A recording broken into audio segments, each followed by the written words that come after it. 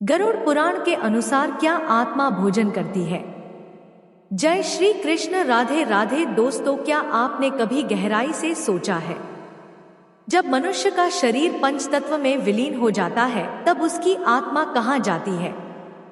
क्या आत्मा सच में जीवित रहती है, और अगर हाँ तो क्या उसे भी भूख लगती है? क्या आत्मा भी किसी रूप में भोजन करती है? तो दोस्तों, आज हम खोलेंगे गरुड़ पुराण के उन रहस्यमय पन्नों को जिन्हें केवल कुछ ही लोग जानते हैं। वो गढ़ ज्ञान जो जीवन, मृत्यु और आत्मा के वास्तविक स्वरूप को उजागर करता है। यह कोई सामान्य ग्रंथ नहीं, स्वयं भगवान विष्णु द्वारा गरुड़ जी को उपदेशित शाश्वत सत्य है, जो मृत्यु के बाद की यात्रा को विस्तार से समझाता है। दोस्तों, आपसे निवेदन है कि इस वीडियो को अंत तक जरूर देखें, क्योंकि अंत तक पहुंचते पहुंचते आपको केवल मृत्यु का ही नहीं, परमात्मा से जुड़ने का मार्ग भी दिखाई देगा, जो जीवन की सबसे महान उपलब्धि होती है। कथा का प्रारंभ कुछ यूं होता है। भगवान विष्णु क्षीर सागर में ध्यान मग्न थे। तभी उनके वाहन और परम भक्त गरुड़ जी वहां उपस्थित हुए। भगवान ने अपनी आंखें खोली, मुस्कुराए और स्नेह से पूछा, हे गरुड़, आज तुम अत्यंत गंभीर भाव में प्रतीत हो रहे हो। कहो, किस जिज्ञासा के उत्तर की खोज में आए हो? गरुड़ जी ने विनम्रता से कहा, हे प्रभु, जब कोई मनुष्य इस पृथ्वी से चला जाता है उसका शरीर तो पंच तत्व में समाहित हो जाता है, परंतु उसकी आत्मा का क्या होता है? क्या आत्मा भी भूख प्यास महसूस करती है? क्या मृतक को भी भोजन की आवश्यकता होती है? और यदि हाँ, तो हम जीवित लोग उसे कैसे अर्पित कर सकते हैं? दोस्तों, बस यहीं से आरंभ होता है गरुड़ पुराण का वह महान संवाद, जिसमें भगवान विष्णु आत्मा की भूख, पिंड दान की महिमा और मृत्यु के बाद की अदृश्य यात्रा का वर्णन करते हैं। फिर गरुड़ जी ने भगवान विष्णु को प्रणाम किया और बोले, हे प्रभु, आप तो अंतर्यामी हैं, सब जानते हैं, इस संसार में भला आपसे क्या छिपा है? पर हे भगवान, कई दिनों से एक प्रश्न को लेकर मेरा मन व्याकुल है। कृपया करके आप मेरे इस प्रश्न का उत्तर देकर मुझे संतुष्ट करें। दोस्तों, फिर भगवान विष्णु बोले, हे गरुड़ देव, तुम्हारे मन में जो भी प्रश्न है तुम निसंकोच होकर पूछो, मैं अवश्य ही उसका निवारण करूंगा। फिर गरुड़ देव बोले, हे भगवान, क्या यह सत्य है कि आत्मा को मृत्यु के बाद भी भोजन की आवश्यकता होती है? क्या आत्मा भी भोजन करती है? और यदि हाँ, तो क्या खाती है, और उन्हें भोजन कहाँ से प्राप्त होता है? दोस्तों, फिर भगवान विष्णु मंद मुस्कान के साथ बोले, हे गरुड़, आपने बहुत ही उचित प्रश्न किया है, जो संपूर्ण संसार के लिए कल्याणकारी है। हे गरुड़, मृत्यु केवल शरीर की होती है, आत्मा अमर है, परंतु वह भी भूख और प्यास का अनुभव करती है। पर इस रहस्य को अच्छे से समझने के लिए पहले मैं आपको एक कथा सुनाता हूँ। कहते हैं कि इस कथा को जो भी व्यक्ति ध्यान पूर्वक और आखिरी तक सुन लेता है तो उसके कोटि कोटि पापों का नाश होता है। दोस्तों, इस कथा को प्रारंभ करने से पहले आपसे निवेदन है कि इस वीडियो को एक लाइक करके कमेंट में जय श्री हरि विष्णु अवश्य लिखें। तो चलिए शुरुआत करते हैं गरुड़ पुराण की इस ज्ञानवर्धक प्रस्तुति की। भगवान विष्णु गरुड़ देव को कथा सुनाना प्रारंभ करते हैं और कहते हैं, हे गरुड़, रामपुर नामक एक गांव था जहां जीवन अपनी गति से चलता था, लेकिन उस दिन गांव की हवाओं में कुछ अलग था, क्योंकि गांव की सबसे बुजुर्ग महिला गायत्री देवी का देहांत हो गया था। वे धार्मिक, संयमी और श्रद्धालु महिला थी। उनकी वृद्ध देव वर्षों की सेवा और साधना का प्रतीक बन चुकी थी, परंतु उस दिन उनके प्राण निकलते ही कुछ ऐसा घटा जिसने उनके परिवार और विशेष रूप से उनके बेटे मोहन की जिंदगी बदल दी। मोहन एक सरकारी कर्मचारी था जो शहर में रहता था। सूचना मिलने के बाद वह गांव लौट तो आया, लेकिन मां का अंतिम संस्कार पहले ही हो चुका था। वह बोला, अब क्या ही कर सकते हैं, मां को मोक्ष मिल गया होगा। गांव वालों ने समझाया, बेटा, पिंडदान और तर्पण अभी बाकी है, आत्मा को भूख प्यास लगती है। जब तक पिंड नहीं दिया जाता वह शांति नहीं पाती। मोहन मुस्कुराया और बोला, यह सब अंधविश्वास है। आत्मा को खाना नहीं चाहिए। रात का तीसरा पहर था। मोहन अपनी मां के कमरे में ही सो गया।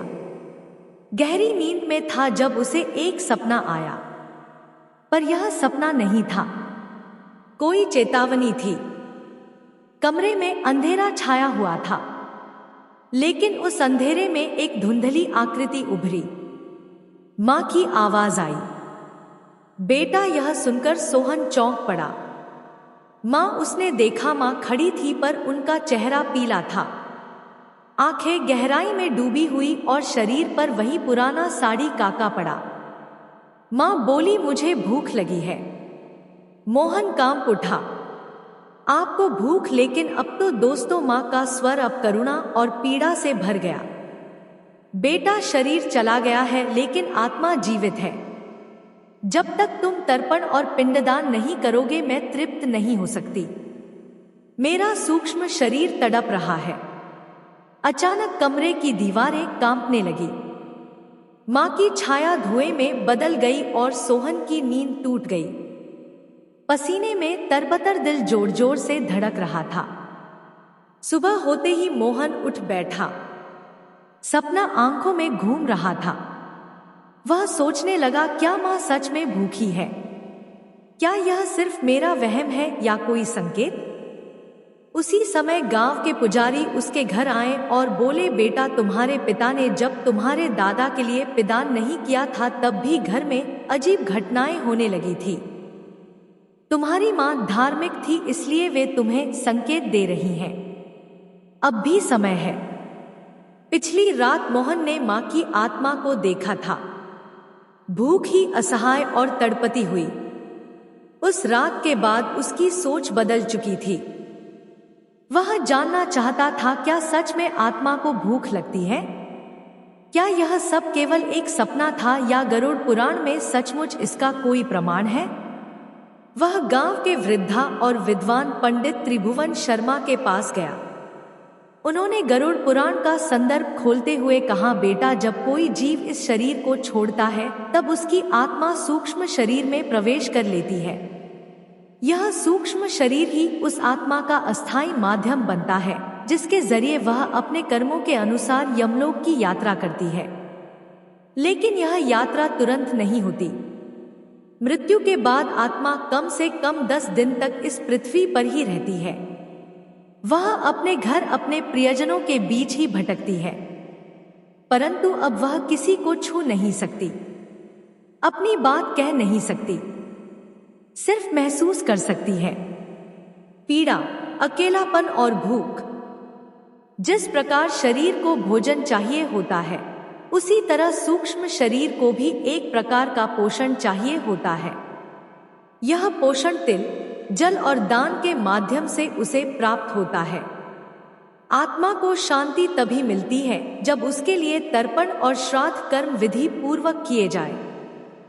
गरुड़ पुराण में लिखा है, यदा यदा शरीर तक आत्मा यम लोकम गच्छति तदा तस्म तर्पण दत्तम चेतात सुधारता भवति। अर्थात यदि आत्मा के लिए तर्पण ना किया जाए तो वह क्षुधा से व्याकुल हो जाती है। दोस्तों, फिर मोहन ने उत्सुकता से पूछा, लेकिन आत्मा तो अदृश्य है, वह भोजन को कैसे ग्रहण करती है? पंडित जी मुस्कुराए और बोले, बिल्कुल सही प्रश्न।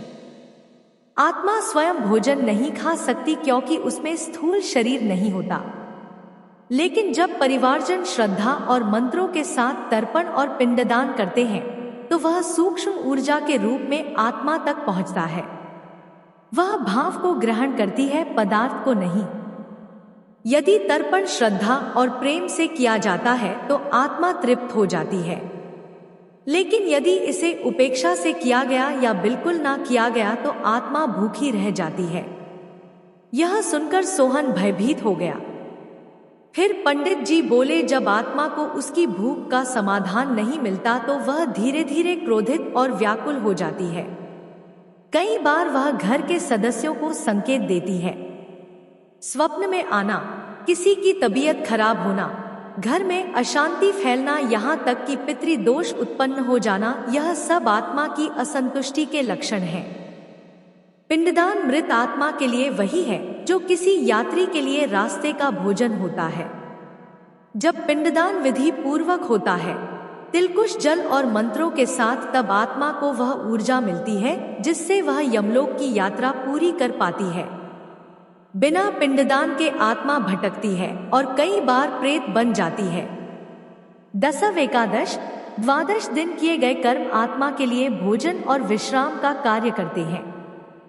फिर 1 वर्ष तक प्रतिमा, श्राद्धा और पितृपक्ष में तर्पण, यह सब मिलकर आत्मा को मोक्ष की दिशा में भेजते हैं। अब मोहन मौन था, लेकिन उसका हृदय संकल्प से भर चुका था। वह बोला, मैं मां के लिए विधि पूर्वक पिंडदान करूंगा। उन्हें भूख नहीं लगनी चाहिए, यह मेरा पुत्र धर्म है। मोहन अब आत्मा की भूख और उसकी पीड़ा को समझ चुका था। मां की तड़पती छाया, पंडित त्रिलोचन के शब्द और गरुड़ पुराण की शिक्षाएं, सब कुछ अब उसे एक ही दिशा में ले जा रहे थे। लेकिन अब उसके सामने प्रश्न था, पिंडदान कैसे किया जाए, क्यों किया जाए, और इसके पीछे का रहस्य क्या है? पिंडदान क्या है? दोस्तों, पंडित त्रिलोचन ने समझाया, पिंड का अर्थ होता है अन्न का वह गोल आकार जिसमें तिल, जौ, घी, दूध, चावल और जल मिश्रित होते हैं। इसे मंत्रों के साथ मृत आत्मा को अर्पित किया जाता है। यह पिंड आत्मा के सूक्ष्म शरीर के लिए ऊर्जा, भोजन और यात्रा का माध्यम होता है। गरुड़ पुराण में लिखा है, पिंडनी तीर्थन तृप्ति पितरा सदा, अर्थात पिंडान तीर्थ, जल और अन्न के माध्यम से पितर सदा तृप्त होते हैं। मृत्यु के बाद के 10 दिन विशेष महत्व रखते हैं। हर दिन विशेष मंत्रों के साथ आत्मा को एक एक पिंड समर्पित किया जाता है। हर दिन का एक उद्देश्य होता है। पहले दिन मृत्यु की पीड़ा से मुक्ति, तीसरे दिन सूक्ष्म शरीर का निर्माण, 7वें दिन यात्रा के मार्ग पर सहारा, 10 दिन आत्मा की स्थिरता और तृप्ति। पंडित जी बोले, हिंदू शास्त्रों में कर्मकांड केवल प्रतीक नहीं, एक गहरा मनोवैज्ञानिक और ऊर्जा आधारित विज्ञान है। पिंडदान में प्रयुक्त तिल नकारात्मक ऊर्जा को शुद्ध करता है। जल भावनाओं का माध्यम बनता है। जब परिवारजन प्रेम, श्रद्धा और समर्पण से पिंड देते हैं तो उस ऊर्जा को आत्मा ग्रहण करती है, जिससे वह या तो मुक्त होती है या अगले जन्म की ओर अग्रसर होती है। दोस्तों, पिंडदान क्यों अनिवार्य है? तो हम आपको बता दें कि यदि पिंडदान नहीं किया गया तो आत्मा भूखी रह जाती है, वह भटकती रहती है। प्रेत या असमाधान रूप में परिवार पर पितृदोष उत्पन्न हो सकता है। व्यक्ति आध्यात्मिक दृष्टि से आगे नहीं बढ़ पाता। गरुड़ पुराण में चेतावनी दी गई है, यो ना ददाति पित पिंडम स्वभावित पापी ना अपनोति सुख कदाचित, अर्थात जो पिंडदान नहीं करता वह पापी कहलाता है और उसे कभी सुख की प्राप्ति नहीं होती। दोस्तों, अब मोहन ने निश्चय किया कि वह मां के लिए संपूर्ण विधि से पिंडदान करेगा। गांव के सभी ब्राह्मणों को बुलाया गया। घर के आंगन में कुश का आसन बिछाया गया। तिल और जल से बनी पिंड अर्पित की गई। हर मंत्र के साथ मोहन की आंखें नम थी।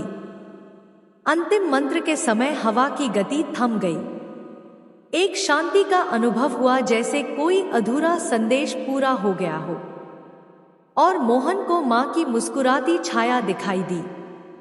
अब वो भूखी नहीं थी, शांत थी और धीरे धीरे धुएं में विलीन हो गई। मोहन ने विधि पूर्वक पिंडदान कर दिया था। मां की आत्मा को एक क्षण के लिए शांति मिलती दिखाई दी, लेकिन पंडित त्रिलोचन के चेहरे पर अभी भी चिंता की रेखाएं थी। मोहन ने पूछा, क्या अब मां को शांति मिल गई? पंडित जी बोले, पिंडदान तो प्रथम चरण है पुत्र, लेकिन तर्पण और श्राद्धा कर्म यदि ना किए जाए तो आत्मा पुनः पीड़ा से गिर सकती है और कभी कभी प्रेत बन जाती है।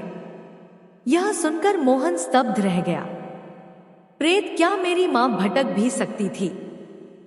पंडित जी ने गरुड़ पुराण का रहस्य खोला।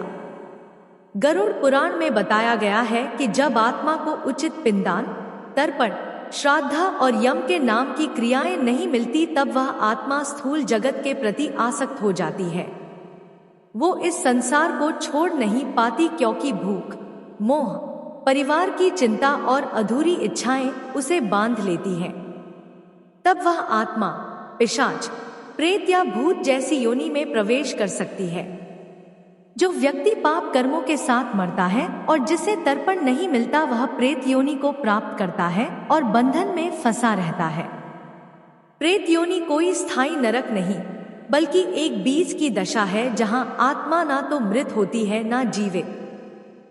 वो हर समय अशांति में रहती है, किसी माध्यम से संवाद करना चाहती है। फिर मोहन ने घबराकर पूछा, मैंने तो मां का पिंडदान कर दिया, फिर भी क्या वे भटक सकती थी? पंडित जी बोले, यदि पिंडदान के बाद श्राद्धा और वार्षिक तर्पण ना किए जाए तो आत्मा को पूर्ण शांति नहीं मिलती, वह अधूरी रह जाती है। जैसे किसी भूखे को केवल पानी मिल जाए लेकिन अन्न नहीं, यही अधूरी तृप्ति कभी कभी प्रेत बनती है। मोहन ने मां की आत्मा की शांति के लिए पिंडदान, तर्पण और पितृ दोष से मुक्ति का संकल्प लिया, परंतु उसके मन में एक अंतिम प्रश्न अभी भी शेष था। क्या आत्मा वास्तव में भोजन करती है? अगर हाँ तो कैसे? इस प्रश्न को लेकर वह पुण्य पहुंचा ऋषि पुरोहित त्रिलोचन के पास जो गरुड़ पुराण के ज्ञाता थे। अब आरंभ होता है उस प्रश्न का उत्तर जो मृत्यु से परे है। दोस्तों, भगवान विष्णु गरुड़ जिसे कहते हैं देव विहीनो जीव आत्मा नात्य जति भोजनाभिलाषम, अर्थात शरीर छूट जाने पर भी आत्मा भोजन की इच्छा नहीं छोड़ती। आत्मा एक सूक्ष्म शरीर में विचरण करती है जिसे लिंग शरीर कहा गया है।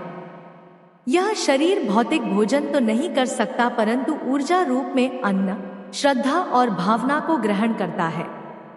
आत्मा को कब और कैसे भोजन मिलता है तो हम आपको बता दें कि आत्मा को भोजन पहुंचता है इन विशेष कर्मों से। पहला है पिंडदान। पिंड यानी चावल, तिल, घी आदि मृतक की आत्मा को ऊर्जा रूप में पोषण प्रदान करता है। श्रद्धा से किया गया पिंडदान आत्मा के सूक्ष्म शरीर को भोजन के समान ही तृप्त करता है। दूसरा है तर्पण। तर्पण में जल, तिल और मंत्रों के साथ पितरों को अर्पण किया जाता है। इससे आत्मा को शांत व तृप्त होने की ऊर्जा तरंगे प्राप्त होती है। और तीसरा है श्राद्धा भोज। ब्राह्मणों को श्रद्धा से भोजन कराने से आत्मा को प्रतीकात्मक रूप से अन्न की प्राप्ति होती है। यह भोजन आत्मा के लिए मानसिक संतोष और पुण्य ऊर्जा बन जाता है। गरुड़ पुराण के अनुसार जब किसी व्यक्ति की मृत्यु होती है तो आत्मा शरीर को छोड़ देती है। जैसे ही आत्मा शरीर से अलग होती है वैसे ही यमदूत आते हैं और आत्मा को यमलोक की ओर ले जाते हैं। आत्मा का शरीर से बिछड़ना बहुत ही कष्टदायक होता है।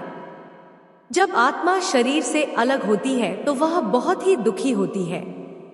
वह बार बार अपने शरीर के पास जाती है और सोचती है कि यह मेरा शरीर है, मुझे इसमें वापस जाना है, लेकिन ऐसा हो नहीं पाता। आत्मा अपने शरीर से बिछड़ने के बाद अपने घर, अपने परिवार के पास जाती है, पर कोई उसे देख नहीं सकता। वह रोती है, चिल्लाती है, अपने परिवार वालों से बातें करती है, लेकिन कोई उसकी बात नहीं सुन पाता। ऐसे में आत्मा को बहुत भूख और प्यास लगती है, लेकिन वह कुछ खा नहीं सकती क्योंकि वह अब सूक्ष्म शरीर में होती है। गरुड़ पुराण में यह भी कहा गया है कि जब तक आत्मा को विधि पूर्वक पिंडदान नहीं मिलता तब तक आत्मा भूखी, प्यासी और दुखी रहती है। पिंडदान के द्वारा ही आत्मा की भूख और प्यास शांत होती है। जब घर वाले पिंडदान करते हैं तो आत्मा उसे ग्रहण करती है और संतुष्ट होती है।